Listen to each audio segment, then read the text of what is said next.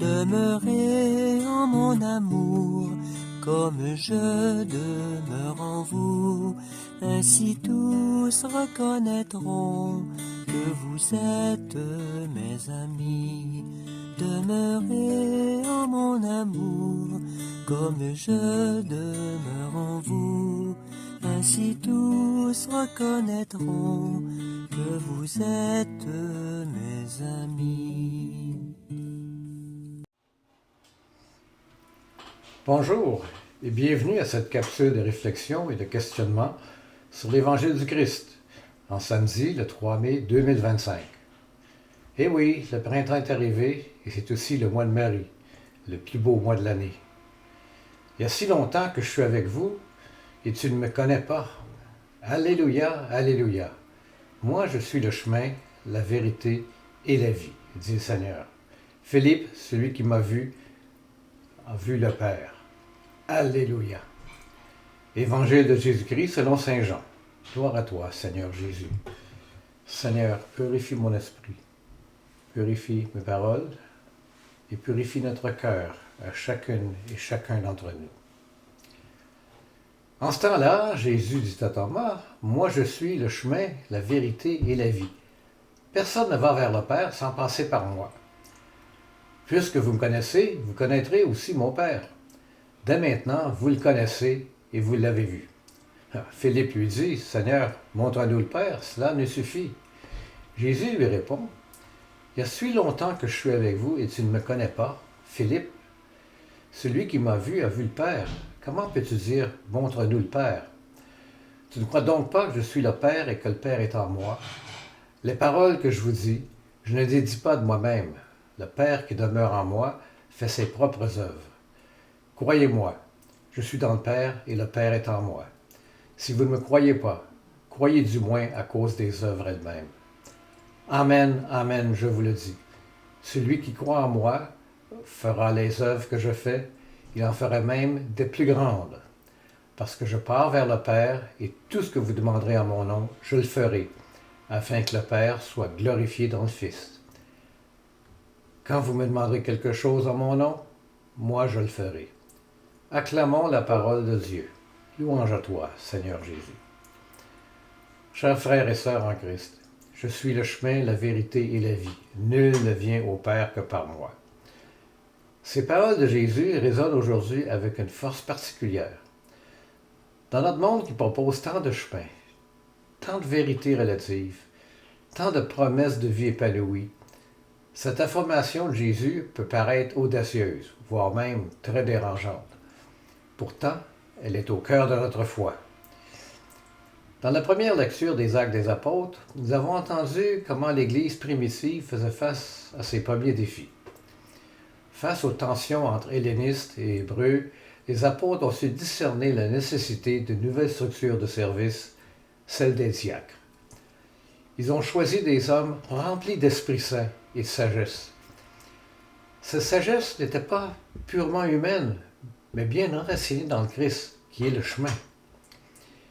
L'Église ne s'est pas contentée de reproduire des schémas anciens, elle a innové, guidée par l'Esprit, pour répondre aux besoins nouveaux. Mais cette innovation n'était pas une rupture, elle s'inscrivait dans la fidélité du Christ. Les apôtres n'ont pas abandonné la prière et le service de la parole. Ils ont compris que, pour avancer sur le chemin qu'est le Christ, il faut parfois emprunter des sentiers nouveaux, mais toujours en gardant le cap sur lui. La deuxième lecture, tirée de la première lettre de Pierre, nous parle de nous comme pierre vivante, appelée à former une maison spirituelle. Pierre utilise cette image puissante de la construction pour nous rappeler que nous sommes tous intégrés dans cet édifice dont le Christ est la pierre angulaire. La pierre rejetée par les bâtisseurs est devenue la pierre d'angle. Combien cette image résonne avec les paroles de Jésus dans l'Évangile. Je suis le chemin, la vérité et la vie. Le Christ n'est pas simplement un guide spirituel parmi d'autres. Il est le fondement même sur lequel toute notre vie spirituelle doit être bâtie. Philippe, dans l'Évangile, demande « Montre-nous le Père et cela nous suffit ». N'est-ce pas là notre demande à tous? Voir Dieu, comprendre qui il est Et la réponse de Jésus est bouleversante. Celui qui m'a vu a vu le Père. La vérité que cherche notre cœur n'est pas un concept abstrait, mais une personne. En Jésus, nous contemplons le visage de Dieu. Quant à la vie que Jésus nous promet, elle se manifeste dans cette étonnante promesse. Celui qui croit en moi fait là les œuvres que je fais. Il en fera même de plus grandes. Quelle responsabilité! Quelle confiance le Christ place en nous! Il ne nous appelle pas simplement à l'imiter, mais à prolonger sa mission, à faire fructifier ce qu'il a semé. Frères et sœurs, ces lectures nous invitent à une profonde réflexion sur notre relation au Christ. Sommes-nous vraiment convaincus qu'il est le chemin, la vérité et la vie? Ou bien cherchons-nous d'autres voies qui paraissent plus faciles, plus conformes à l'ère du temps? Notre foi peut se contenter d'être théorique. Si le Christ est vraiment le chemin, alors nous devons marcher sur ses pas. Si le Christ est la vérité, alors nous devons conformer notre vie à cette vérité, même quand elle dérange. Et si le Christ est la vie, alors nous devons laisser cette vie divine transformer la nôtre de l'intérieur. Voilà donc la question que je vous propose de méditer cette semaine. Dans quelle mesure est-ce que je permets au Christ d'être réellement le chemin, la vérité et la vie dans mon quotidien? Quels sont les domaines de ma vie où je résiste encore à sa présence transformatrice? Les apôtres ont su s'adapter aux défis de leur temps, tout en restant fidèles à l'essentiel.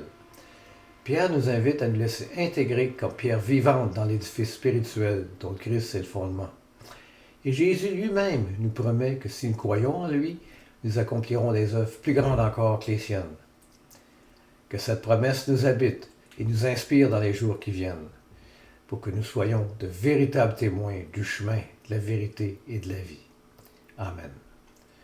Je vous souhaite une très belle semaine. Enfin, le printemps est arrivé. Comme j'ai dit au début, c'est le mois de Marie, c'est le mois le plus beau. À bientôt. Dieu a semé la parole comme on sème le grain pour que les blés du royaume lèvent jusqu'à la fin. Dieu a semé la parole comme on sème le grain pour que les blés du royaume lèvent jusqu'à la fin.